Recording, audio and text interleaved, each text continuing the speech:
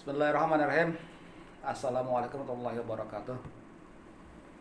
Saya ucapkan selamat datang dan selamat bergabung kepada adik-adikku, mahasiswa yang ganteng-ganteng dan juga mahasiswi yang cantik-cantik.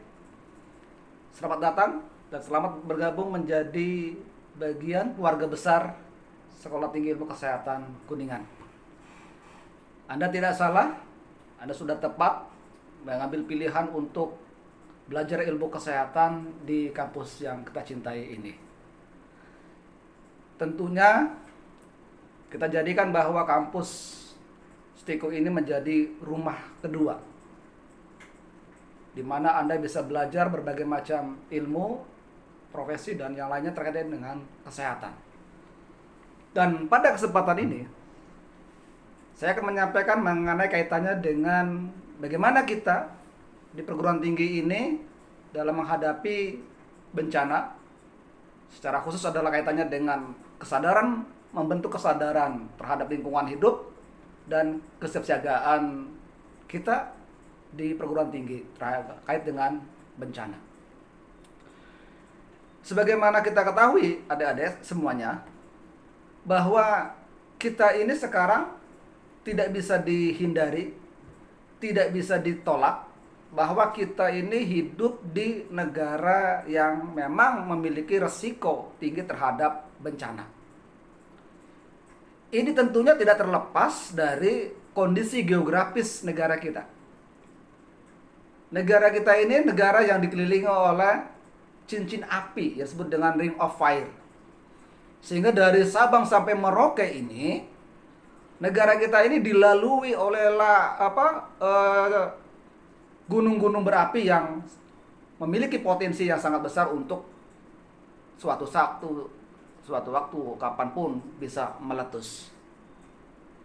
Selain itu, kita juga berada pada kondisi geografis di mana kita diapit oleh lempeng dunia.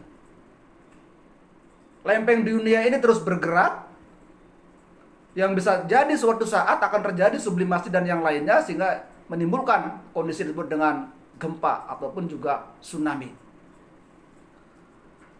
Karena kita berada pada negara yang memang memiliki potensi resiko besar terhadap bencana, maka sikap yang paling bagus adalah bagaimana kita harus selalu siap sedia, siaga dalam menghadapi bencana ini.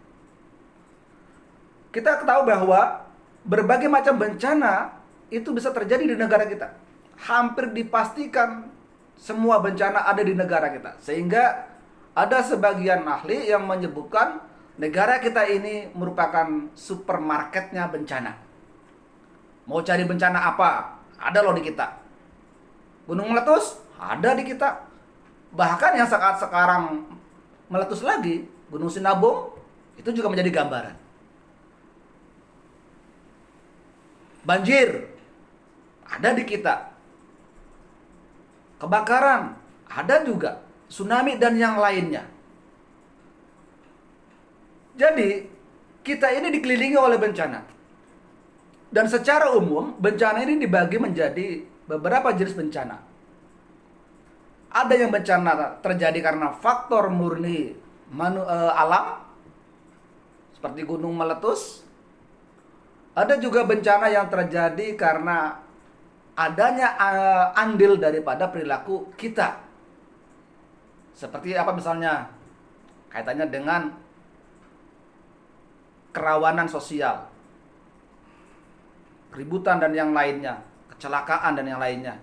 Termasuk juga ada bencana perpaduan dari faktor lingkungan atau faktor alam dan faktor perilaku manusia. Seperti bencana banjir. Banjir terjadi pada saat kondisi musim hujan. Musim hujan adalah kondisi yang karena faktor alam. Air mestinya mengalir lancar, tetapi karena perilaku manusia membuat resapan air ini menjadi rendah, aliran air menjadi terganggu, maka terjadilah yang disebut dengan banjir. Jadi banjir ini merupakan perpaduan antara faktor alam dan faktor manusia. Lalu ada juga bencana yang memang bencana kaitannya dengan sosial. Kita tahu bahwa bencana sosial ini ada di sekitar kita. Misalnya apa? Keributan, tawuran, apalagi kan adik-adik pasti tahu lah. Itu di beberapa daerah sering terjadi tawuran. Hanya masalah sepele, akhirnya terjadilah konflik antar warga, konflik antar teman dan yang lainnya. Sekecil apapun bencana, itu kita tidak bisa menganggap itu hal sebagai sesuatu yang lumrah atau wajar-wajar saja. Bencana itu menimbulkan efek yang multi. Hampir semua aspek bisa terpengaruh karena bencana. Bencana bukan hanya kaitannya dengan masalah alam, tapi juga bencana kaitannya dengan masalah kehidupan yang lain. Dan tentunya ini perlu kita sikapi. Ada perubahan paradigma dalam penanggulangan bencana. Dari responsif ke pencegahan. Ini artinya bahwa upaya pencegahan itu menjadi hal yang sangat penting dalam penanggulangan bencana. Tentunya pencegahan ini salah satunya adalah dari aspek perilaku kita. Maka perilaku kita haruslah perilaku yang menunjukkan kepada upaya-upaya untuk mencegah terjadinya bencana. Ada banyak hal yang bisa kita lakukan. Ada banyak hal yang adik-adik bisa lakukan untuk berkontribusi dalam upaya pencegahan bencana. Kita tahu bahwa Indonesia hanya ada mengenal 2 musim, yaitu musim penghujan dan musim kemarau. Di masing-masing musim ini itu muncul bencana. Pada saat musim penghujan biasanya bencana banjir, tanah longsor, dan yang lainnya. Pada saat kemarau terjadilah bencana seperti kebakaran hutan dan yang lainnya. Karena kita berada pada 2 musim, maka perilaku kita juga harus mendukung terhadap bagaimana kesinambungan siklus alam kita. Oleh karena itu di sini perlu dibentuk kesadaran lingkungan hidup. Maka perilaku kita haruslah perilaku yang menjaga, memproteksi, memelihara lingkungan hidup kita. Misalnya apa? Kurangi membuang sampah plastik. Lalu ketika ada orang lain yang membuang sampah, kita harus terbentuklah kepedulian, mengingatkan pada teman kita untuk tidak membuang sampah sembarangan. Tapi buanglah sampah pada tempatnya. Jangan sampai dibilang karena sudah ada sampah, kan berarti ini menjadi tempat sampah. Akhirnya sampah dibuang sembarangan. Itu nggak boleh. Lalu juga ini adik-adik nih. Saya yakin adik ini nanti pasti ada keinginan untuk pendakian gunung. Ya, karena memang berada pada daerah yang memiliki gunung. Kita ada Gunung Ciremai. Saya yakin mungkin di antara adik-adik ini pasti juga ada yang suatu saat pengen naik pendakian. Maka perilaku ketika pendakian pun haruslah perilaku yang bertujuan untuk mengurangi risiko bencana. Misalnya apa? Jangan membuat perapian ketika bermukim nanti di atas, bercamping. Bikinlah perapian yang rapi. Jangan meninggalkan area camping sebelum api itu betul-betul padam. Karena apa? Karena terjadinya kebakaran hutan itu biasanya karena hal sepele. Membuang puntung rokok, kan begitu. Lalu juga membuat perapian yang seringkali itu tidak terkontrol. Apakah betul-betul sudah padam atau belum. Kemudian perilaku yang lainnya yang harus dibentuk oleh teman-teman adalah kesadaran untuk mengedukasi pada masyarakat. Mahasiswa ini punya peran yang sangat strategis dalam upaya untuk mengedukasi masyarakat agar terbentuklah kesadaran publik untuk bareng-bareng melakukan upaya pencegahan bencana. Oleh karena itu di sini nanti adik-adik akan belajar nih. akan belajar banyak hal mengenai kaitannya dengan kebencanaan. Di prodi keperawatan ada mata kuliah khusus mengenai keperawatan bencana. Di prodi Kesmas pun juga ada. Dan di prodi-prodi yang lain juga ada. Kenapa? Karena memang bencana ini menjadi masalah global, sehingga tenaga kesehatan, calon profesional kesehatan itu harus memiliki kemampuan, memiliki kompetensi terkait dengan masalah penanggulangan bencana. Tentunya karena kita ini sekolah di sekolah kesehatan, maka aspek yang paling banyak dikuatkan dalam penguasaan kompetensi kebencanaan tentunya kaitannya dengan masalah bencana kesehatan. Seperti saat ini. Saat ini kita sedang menghadapi bencana kesehatan, yaitu pandemi COVID-19.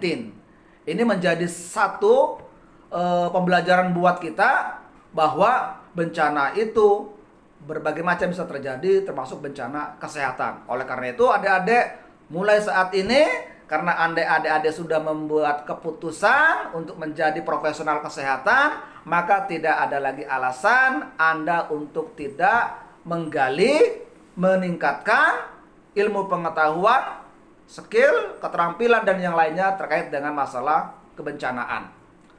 Di kita ada lembaga kebencanaan seperti BPBD.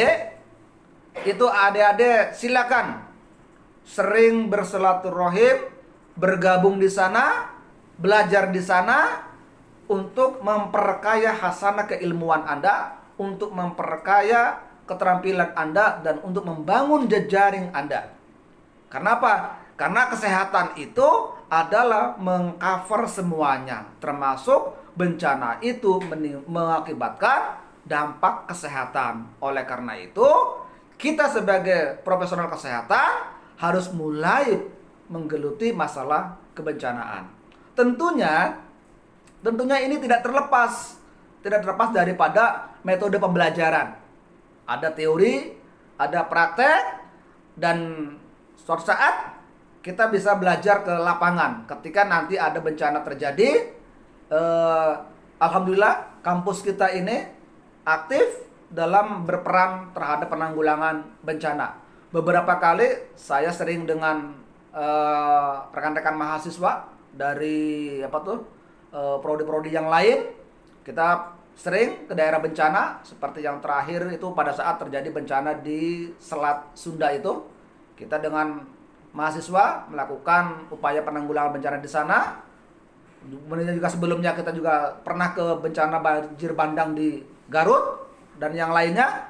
Alhamdulillah pembelajaran-pembelajaran seperti itu membuat mahasiswa menjadi semakin paham bahwa antara teori dan praktek itu adalah satu kontinuitas, satu kesinambungan yang tidak bisa terputus.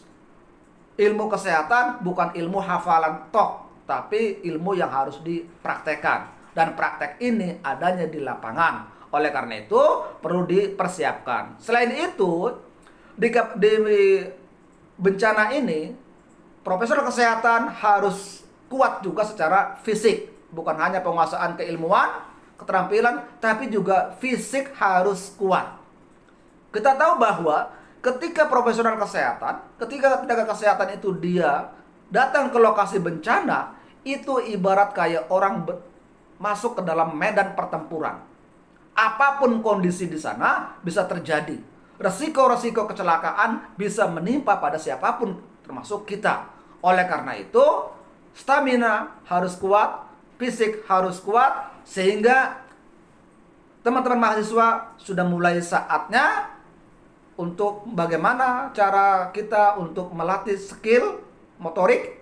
Karena apa? Karena nanti teman-teman akan melakukan evakuasi korban, mengangkut korban, carrying korban, memindahkan korban. Tentunya ini membutuhkan kekuatan fisik yang ekstra. Oleh karena itu, selain penguasaan keilmuan, penguasaan keterampilan, juga kekuatan fisik sangat dibutuhkan oleh mahasiswa yang nanti terkait dengan penanggulangan bencana.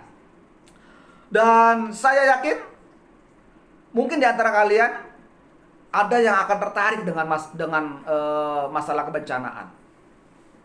Sehingga jadikanlah kesempatan kuliah di Stikes Kuningan ini menjadi momentum Anda untuk bisa menemukan jati diri Anda, perdalam ilmu-ilmu yang ada di kampus kita ini, kuatkan keterampilan yang Anda pelajari, lalu perdalam dengan praktek di lapangan. Insya Allah semua kompetensi kesehatan bisa Anda kuasai, termasuk masalah penanggulangan bencana ini. Saya kira itu barangkali yang bisa saya sampaikan. Harapannya adalah adik-adik ini nanti akan menjadi profesional-profesional kesehatan yang memiliki kepedulian terhadap manusia, kepedulian terhadap lingkungan, kepedulian terhadap kemanusiaan, sehingga betul-betul mencerminkan alumni atau kualitas lulusan Stikes Kuningan yang kompeten.